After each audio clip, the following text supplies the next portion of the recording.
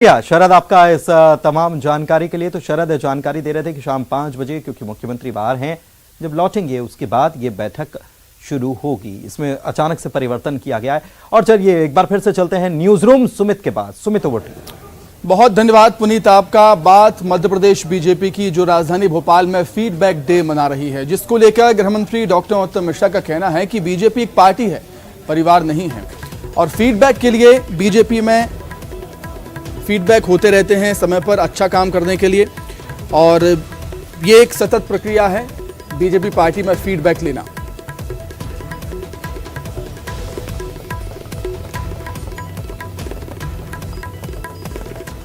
महत्वपूर्ण बैठक है, उस बैठक में शामिल होने के लिए गृह मंत्री डॉक्टर नरोत्तम मिश्रा भी पहुंचे हुए हैं। नरोत्तम मिश्रा जी, जब आप ये कहते हैं कि संगठन आपका सबसे अच्छा है, नतीजे भी आपके पक्ष में है, फिर इस बैठक की जरूरत क्या है? देखिए, बैठक भारतीय जनता पार्टी में आज हो रही है ऐसा नहीं, हर महीने ही होती है। कार्यकर्ता आधारित दल है ये, और नवाचार हम करते ही रहते हैं। जब नवाचार करते हैं तभी जनता के विकास के मुद्दे, जनता से जुड़ी हुई समस्याएं, इनके समाधान की ओर बढ़ते हैं। बाकी और किसी दल में, बाकी तो परिवार है, पार्टियां तो है नहीं।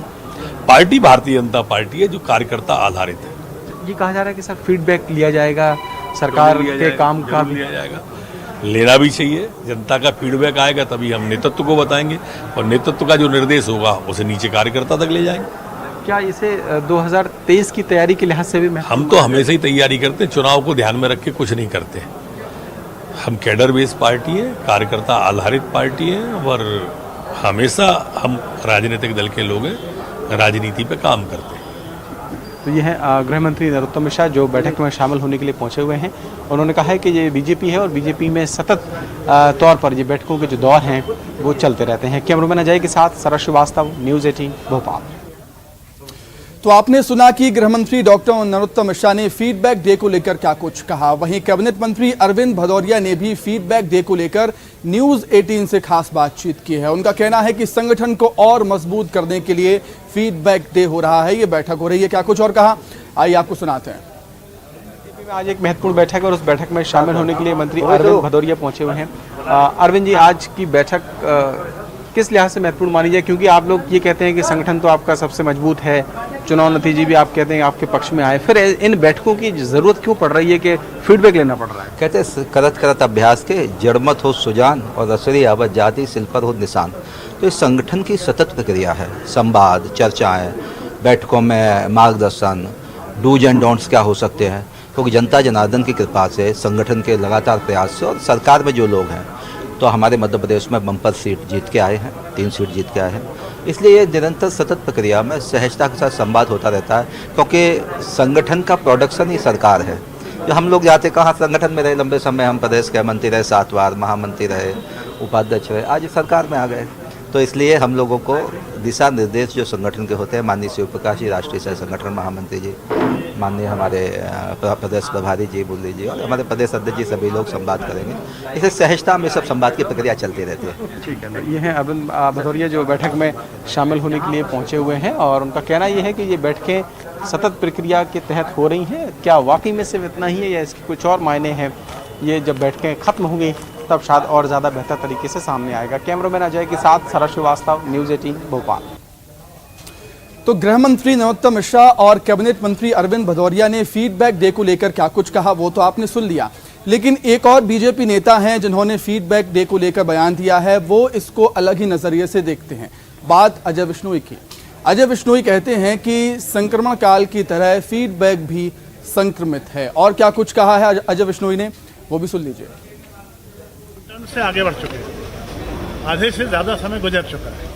अच्छा, जो समय गुजरा है ये बड़ा अटपटा सा समय था। पहले 15 महीने कांग्रेस की सरकार थी, फिर 18-20 महीने तक हम संक्रमित थे, कोविड के कारण परेशान थे, उसके कारण बहुत से काम नहीं हुए। अब काम करने का मुश्किल से हमको ये साल भर का मौका मिला है। इस साल भर में हम क्या कर पा रहे हैं और क्या नहीं कर पा रहे हैं, इस बात को समझने की बहुत आवश्यकता है, ताकि बचे हुए 1.5 साल का सही सदुपयोग कर लिया जाए। मैं समझता हूँ बहुत सही समय पर संगठन ने इस बैठक को आयोजित किया है। देखिए, फीडबैक जो हमने कहा ना कि जैसा संक्रमण का काल चला है, वैसे ही फीडबैक भी संक्रमित, सही समझ लीजिए आप, कि बहुत से विकास के कामों में हम पिछड़ गए हैं। और इसलिए पिछड़ नहीं गए हैं कि सरकार काम नहीं कर रही है, इसलिए पिछड़ गए कि हमें काम करने का समय ने अवसर नहीं दिया। अब जो बचे हुए अवसर समय हैं, इसको कैसे बेहतरीन ढंग से उपयोग किया जा सकता है ताकि जनता के बीच में हम जब दोबारा को जाएं तो लोगों के बीच में सकारात्मकता के साथ में जाएं। मेरे को जब भी ऐसा कुछ लगता है कि प्रदेश में कोई चीज़ में चूक हो रही है, मैं माननीय मुख्यमंत्री जी को सीधा पत्र लिखता भी हूँ और ले जाके स्वयं उनके हाथ में देता भी हूँ। तो आज कोई अलग से मेरे को मौके की तलाश की जरूरत नहीं है, इसके लिए हमारे को मुख्यमंत्री के दरवाजे हमेशा खुले हुए हैं। चलिए कुछ और खबरों के लिए सीधे रुख करेंगे ब्रेकिंग स्टूडियो का, जहां पर मेरे सहयोगी पुनीत मौजूद है। पुनीत। शुक्रिया सुमित, आपका छिंदवाड़ा से बड़ी खबर अपने दर्शकों को दे देते हैं। यहां पर गैस लीक होने से आग लगने की घटना सामने आई है और 2 घरों में आग लग गई है। दमकल की गाड़ियां मौके पर पहुंच चुकी हैं और आग बुझाने की कोशिश लगातार की जा रही है और वजह इसके पीछे गैस लीक होना बताया गया है। तो छिंदवाड़ा से ये बड़ी खबर, जहां पर गैस लीक हुई है, रसोई गैस, इसके लीक होने की वजह से आग लग गई है और आग कितनी भीषण है इन तस्वीरों में देखा जा सकता है। स्थानीय लोगों ने भी आग को काबू में करने की कोशिश की, दमकल को भी इत्तला कर दी गई। दमकल की गाड़ियां भी मौके पर पहुंच चुकी हैं और इस आग को बुझाने की कोशिश लगातार की जा रही है। आग 2 घरों में लगी है और आप देख सकते हैं कि ग्रामीण ये क्षेत्र है जहां पर यह आग लगने की घटना सामने आई है और छप्पर वाले ये मकान है, तो काफी नुकसान इसमें हो सकता है। फिलहाल आग को काबू में करने की कोशिश की जा रही है। आग बुझाने के लिए दमकल की गाड़ियां मौके पर मौजूद हैं। गैस लीक होना इसके पीछे वजह बताई गई है और 2 घरों में आग लगी। अफरा तफरी का माहौल बन गया था, काफी भीड़ यहां पर इकट्ठी हो गई थी, ये तस्वीरों में आप देख सकते हैं। लेकिन फिलहाल दमकल खबर मिलने के बाद मौके पर पहुंची हुई है और आग को काबू में करने का प्रयास लगातार जारी है।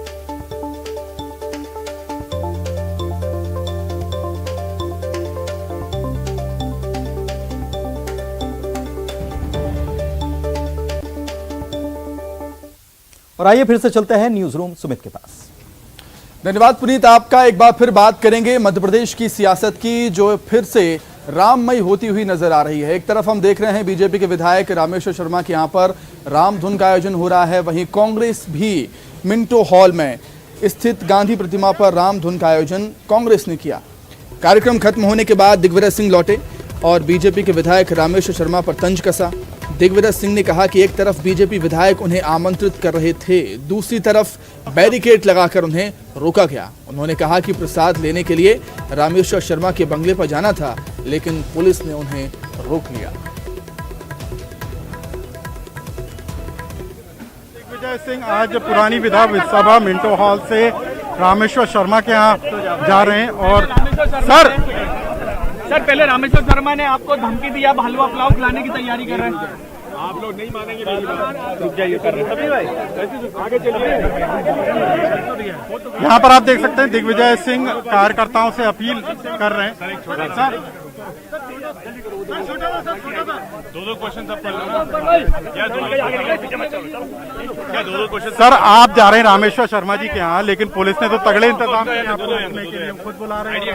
अरे वही आईडी लग जाती। फिर इस प्रकार से पहले तो आमंत्रण देते हैं, फिर पुलिस को आगे करते हैं। यही भाजपा है, उनमें साहस नहीं है। जो धौंस दपट और हिंसा का रास्ता अपनाते हैं, वे सबसे बड़े कायर होते हैं। चलो तो सर कैसे आप बात उन तक पहुँचाएंगे?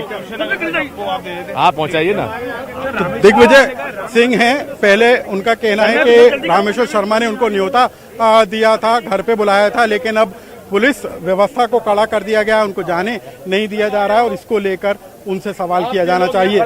कैमरा पर्सन संजय नामदेव के साथ अनुराग श्रीवास्तव, न्यूज़ 18 भोपाल। तो दिग्विजय सिंह को तो आपने सुना क्या कुछ कहा उन्होंने इस रामधुन